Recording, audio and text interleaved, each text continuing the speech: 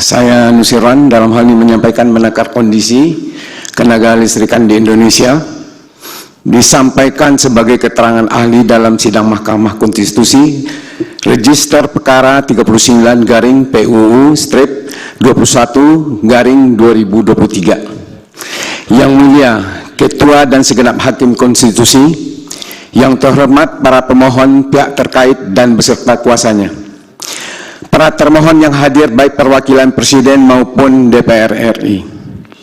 Perkenankan saya Nusirwan menyampaikan apa yang saya ketahui dan pahami sesuai keahlian saya atas permohonan pengujian materi pasal 42 angka 5 pasal 7 ayat 1, angka 6 pasal 10 ayat 2, angka 7 pasal 11 ayat 1, angka 15 pasal 23 ayat 2, angka 23 pasal 33 ayat 1 dan 2 Undang-Undang Nomor 6 Tahun 2023 tentang penetapan peraturan pemerintah pengganti Undang-Undang Nomor 2 Tahun 2002 tentang Cipta Kerja menjadi undang-undang terhadap Undang-Undang Dasar Republik Indonesia tahun 1945. Sebagaimana dimohonkan oleh para pemohon Gerakan Kesejahteraan Nasional GKNAS dalam register perkara 39/PUU/21/2023.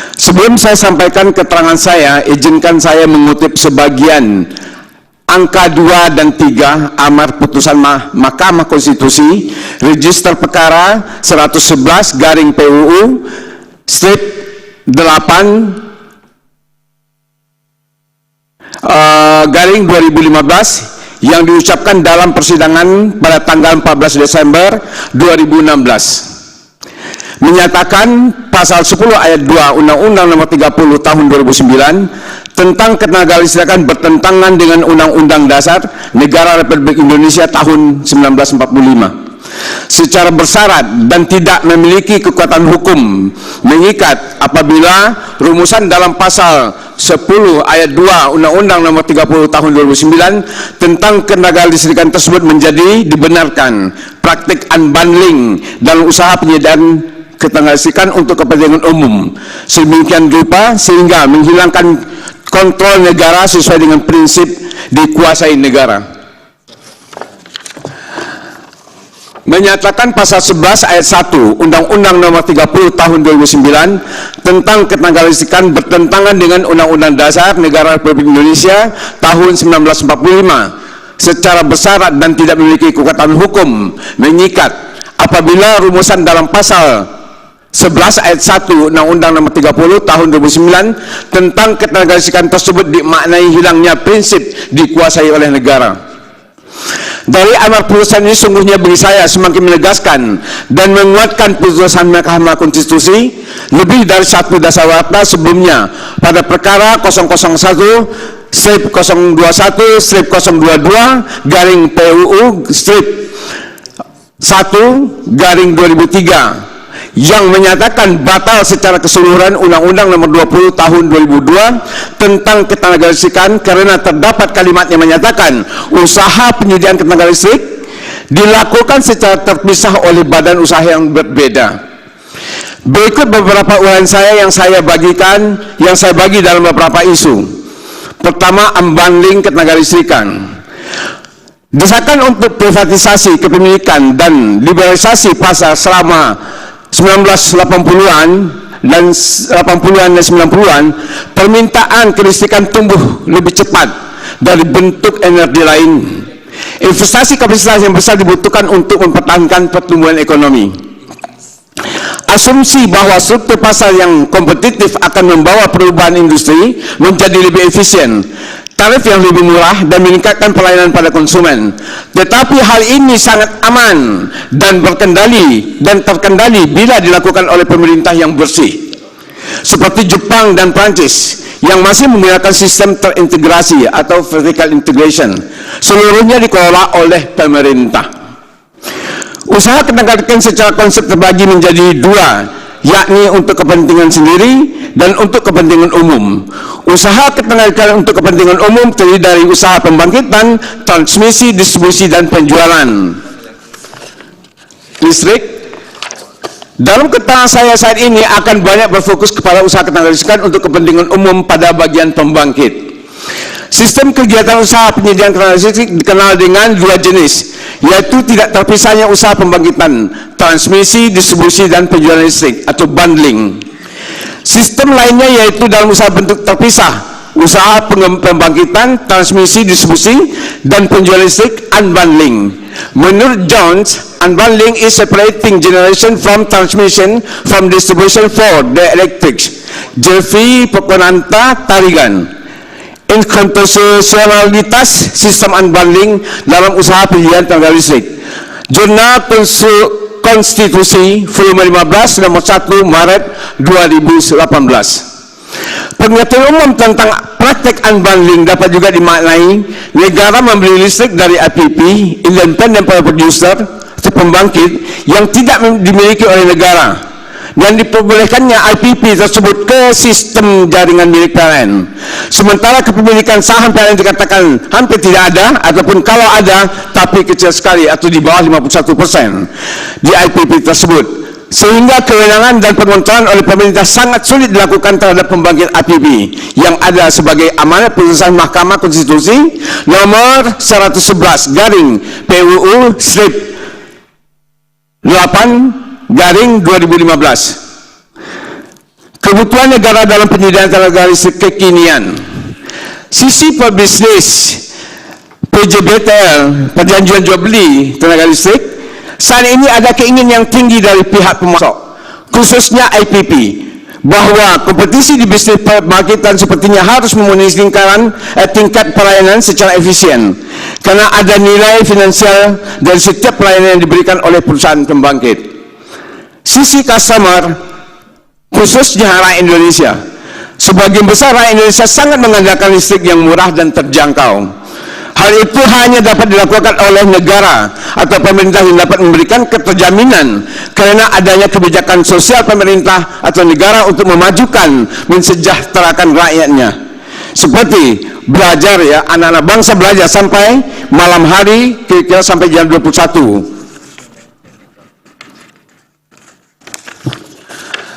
Jadi jam 21 malam. Padahal ini adalah jam peak, beban puncak pada sistem yang terintegrasi, dan tarif listrik jam-jam tersebut harganya mahal. Untuk mendukung hal di atas, maka harus ada typical market structure seperti monopoli nasional atau regional. Tingkat keuntungan diatur oleh regulator untuk mengakomodasi kewajiban kebijakan sosial. Kenaikan tarif diatur mengikuti kenaikan biaya pelayanan. Intervensi pemerintah harus kuat. Koordinasi antar fungsi harus berjalan sangat baik. Perencanaan pertumbuhan sistem terpusat agar tidak terjadi over capacity. Tipikal yang cocok untuk hal ini adalah vertical integration, yaitu sistem monopoli. Jadi model monopoli. Di sini dikendalikan seluruhnya, baik yang namanya generator, tidak ada yang istilahnya swasta. Jadi kalau swasta juga ada pemerintah di dalamnya, kemudian ditransmisikan itu milik negara atau pemerintah, kemudian yang namanya company atau distribution company itu milik negara, kemudian penjualannya tenaga listrik dilakukan oleh negara atau pemerintah, kemudian terus ke konsumen. Baru di sana bisa pengontrolan secara utuh. Perbandingan kapasitas pembangkit. Direktur Utama PLN Darmawan Prasojo memaparkan dalam rapat dengar pendapat bersama Komisi 7 DPR RI. Sedikit Pak Nusirwan. Ya. Mic-nya agak jauh sedikit supaya tidak pecah suaranya. Iya, sorry, maaf Pak ya. Iya. Oke. Juga Direktur Utama PLN Darmawan Prasojo memaparkan dalam rapat dengar pendapat bersama Komisi 7 DPR RI Rabu tanggal 8 bulan 2 2023 bahwa sistem kelistrikan Jawa Bali hingga 2019 masih dalam batas ideal. Adapun reserve margin atau cadangan daya di tahun 2019 tercatat 32%. Sementara mulai tahun 2020 terdapat peningkatan kelebihan daya atau oversupply kapasitas pembangkit listrik karena adanya penurunan permintaan akibat dari pandemi COVID-19. Adapun reserve margin di 2020 tercatat 39,9. Lalu pada 2021 naik turun menjadi sebesar 37%, dan tahun 2022 diperkirakan naik lagi menjadi sebesar 56%. Belum lagi di tengah kondisi oversupply tersebut, PLN juga dihadapkan dengan mulai beroperasinya pembangkit listrik tenaga uap PLTU berbasis batu bara dari program 35.000 MW yang telah dilakukan, yang telah dibuat. Di saat bersamaan ada pertambahan pasokan yang besar, kata Pak Darmawan Prasojo. Berdasarkan acuan statistik 2022 dan olahan data terkait lainnya, kepemilikan pembangkit oleh PLN Persero sejak 2020 hingga 2024 tergambar dalam tabel berikut. Saya bacakan di sini. PLN dalam hal ini kepemilikannya dalam megawatt di tahun 2020 adalah 42.000, 2021 masih 42.000, 2022 juga hampir masih tetap 22.000. Yang totalnya kepemilikannya adalah dalam saham itu 61%. Kemudian PLN juga sewa 4.000, kemudian 2001 4.000, kemudian 2002 naik menjadi 6.500, 9% dalam komposisinya. Kemudian IPP 17.336 megawatt, 27% dari secara total. Kemudian di tahun 2001 naik menjadi 18.553 MW, 29 dalam bentuk komposisinya. Kemudian tahun 2022 naik 20.540 menjadi 30% dalam persentasenya. Total kapasitas yang waktu 2020 63, kemudian di tahun 2022 naik menjadi 69.040. Dari data tersebut tergambar ada kecenderungan negara dalam penyediaan usaha tenaga listrik untuk kepentingan umum dari bagian usaha pembangkitan yang menghasilkan listrik secara tren semakin tergantung dengan IPP.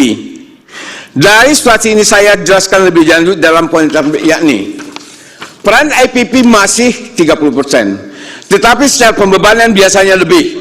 Karena IPP menyangkut sistem merit PJBTL, ya, perjanjian jual beli tenaga listrik, mengacu kepada nilai komponen C yang terendah yang ditawarkan dalam bentuk rupiah per kWh, yang terdiri dari unsur harga bahan bakar, kemudian juga yang calorific value-nya, kemudian juga heat rate, itu adalah efisiensi daripada pembangkit. Ini satuan yang digunakan dalam pembangkit. Jadi di sini adalah fungsi efisiensi yang diutamakan, sehingga IPP relatif menawarkan lebih murah karena mereka memiliki teknologi yang mutakhir, yang lebih efisien, high thermal efficiency yang lebih tinggi. Tetapi kita kadang lupa bahwa pembangkit PLTU batubara milik pemerintah malah lebih bisa menawarkan lebih murah, yaitu dengan metode fuel switching, agar nilai komponen C lebih rendah dari pembangkit IPP tersebut. Tentu ada beberapa yang dikorbankan, yaitu penurunan kapasitas sebesar kurang lebih 40%, atau yang kapasitasnya menjadi yang tertinggal hanya 60% saja. Karena ini belum ditindaklanjuti, maka kenaikan produksi di grid atau di sistem Jawa Bali sebesar 30% dinominasi oleh IPP. Hanya sayang dalam kepemilikan saham kebanyakan IPP, saham pemerintah boleh dikatakan tidak ada. Kalau ada pun kecil sekali, tidak memegang peran, sehingga kewenangan dan pengendalian operasional sepenuhnya dimiliki oleh IPP. Kendali pemerintah terhadap IPP sebenarnya sudah tidak ada, karena tidak ada punya kewenangan dalam manajemen perusahaan. Kepemilikan saham tidak ada, ditambah adanya klausul minimum pembayaran energi untuk IPP, take or pay, yang harus ditanggung oleh pemerintah. Nah, karena IPP sudah banyak yang disetujui, pasokan daya sudah over capacity, kurang lebih 50%. Sementara pembayaran terhadap komponen A, komponen B, dan komponen C yang harus dilaksanakan oleh buyer atau dalam hal ini PLN, di mana komponen A tersebut terdiri dari biaya investasi, interest dan profit margin. Kemudian B adalah biaya SDM dan pemeliharaan, itu merupakan fixed cost, dan komponen D adalah biaya pelumas, air dan kimia, itu juga termasuk fixed cost. Sehingga bila buyer dalam hal ini PLN tidak mengoperasikannya, maka sesuai perjanjian jual beli pasti ada pembayaran terhadap komponen A, B, D tersebut. Sehingga tentunya pada diposisikan standby, sementara persaingan tarif jual beli hanya di komponen C saja, tentu prioritas operasi akan diberikan kepada IPP dengan mengorbankan pembangkit yang merit rendah walaupun masih handal. Waktunya, Pak. Okey, Pak. Peran dalam penyediaan tenaga listrik pembangkit EBT sesuai rencana pengembangan pembangkit EBT oleh pemerintah memperbaiki kondisi global warming atau CO2 emission atau climate change yang melepas ketergantungan dengan bahan bakar fosil, maka PLN bisa mengambil seluruh sebetulnya kesempatan ini supaya ada kendali di pihak pemerintah. Pembangkitnya adalah bisa aja matahari, PLTS, bioenergi, samudera juga yang tidal power, kemudian juga ada PLTA, PLTMH dan juga panas bumi. Okey, pembangkit ini rata-rata berkapasitas sangat kecil, tapi akan sangat baik bila diintegrasikan dengan pembangkit PLTD, PLTMH dengan PLTG yang ada secara on-grid dan terkoneksi dengan jaring PLN, sehingga bisa mengurangi pemakaian bahan bakar minyak. Tetapi bila dipasang secara off-grid, tentu hal ini mahal sekali, karena mahalnya biaya daripada off-grid karena membutuhkan baterai yang harganya sangat mahal dan juga umurnya lifetime-nya tidak lebih dari 4 tahun. Jadi daya yang dapat dihasilkan sangat tergantung daripada, dan juga EBT daya yang dihasilkan sangat tergantung dengan kondisi alam seperti PLTS contohnya.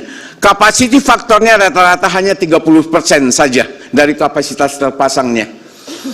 Namun demikian yang lebih penting adalah PLN beserta anak perusahaannya di bawah yang namanya PLN Subholding, juga Indonesia Power dan PLN Nusantara yang selama ini penyediaan listrik dari pembangkit yang ada tetap diberikan prioritas untuk menyediakan listrik dari pembangkit EBT agar kontrol dan peran negara sebagai pemaknaan penguasaan negara dalam usaha tenaga listrik tetap ada. Okey, paket sewa jaringan tenaga listrik oleh pemegang usaha tenaga listrikan untuk kepentingan umum dan penjualan tenaga listrikan. Pada prinsipnya saya meyakini seharusnya tidak ada penjualan tenaga listrik oleh swasta yang berlanjut pada ada sewa jaringan, karena seharusnya negara tidak membeli listrik swasta kecuali negara juga memiliki saham di perusahaan swasta tersebut. Namun demikian jika kepentingan umum untuk menjual excess power karena diminta oleh PLN, maka hal ini harganya pasti bisa diperoleh dengan tarif yang rendah. Tapi bila pihak IPP menyewa jaringan dan mendapatkan kontrak sewa tersebut untuk kepentingan usahanya di lokasi yang berbeda, maka hal ini sangat merugikan pihak konsumen, kerana lama-kelamaan keandalan sistem terganggu disebabkan karena saluran listrik atau yang namanya UCTT itu memiliki batas kapasitas sesuai dengan load flow yang sudah direncanakan. Bila melebihi kapasitas, maka UCTT tersebut bisa terbakar dan membara dan membahayakan lingkungan sekitar saluran tersebut dan akhirnya pelayanan terhadap konsumen terganggu. Hal serupa saya ingin sampaikan bahawa terdapat bahaya secara teknis penjualan kelebihan daya listrik oleh swasta ke PLN kerana akan berdampak penurunan keandalan sistem. Sebelum saya sudahi keterangan ini, saya ingin menegaskan bahawa PT PLN Persero dengan sumber daya manusia dan pengalaman yang dimilikinya sangat mampu menyediakan energi listrik yang handal dengan harga terjangkau bagi masyarakat dan negara. Harus mendukung itu dengan kebijakan yang tidak semakin tergantung kepada yang swasta. Bagaimana amat konstitusi penguasaan PLN dapat skema kepemilikan pembangkit harus secara komprehensif dan utuh dilakukan. Skema holding yang saat ini dilakukan sangat tergantung daripada, karena relatif hanya menyasar kepada anak perusahaan selama ini. Memang dalam rentang kendali PLN Persero sebagai BUMN tenaga listrikan yang diamanatkan konstitusi dalam kejadian listrik, sudah sewajarnya sebagai pembangkit yang pada faktanya juga dihasilkan oleh BUMN dan BUMD lainnya menjadi bagian holding dan kepemilikan dalam bisnis PT PLN Persero, sehingga fungsi pelayanan publik oleh negara, penyediaan listrik oleh BUMN dapat dirasakan manfaatnya oleh masyarakat. Demikian keterangan tertulis ini saya sampaikan. Terima kasih. Jakarta, 5 Januari 2024, Nusirwan. Terima kasih, Pak. Baik, silakan kembali, Pak.